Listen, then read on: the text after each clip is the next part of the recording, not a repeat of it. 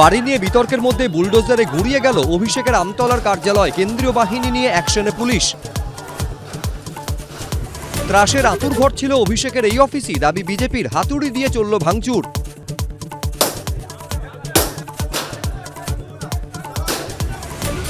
বিস্ফোরণে কেঁপে উঠল রাজারহাটের দক্ষিণ নারায়ণপুর। ঘর ভেঙে তছনছ, একজন আহত, উধাও ভাড়াটে। ঘটনাস্থলে এলো বম্ব স্কোয়াড, এসটিএফ, এনআইএ।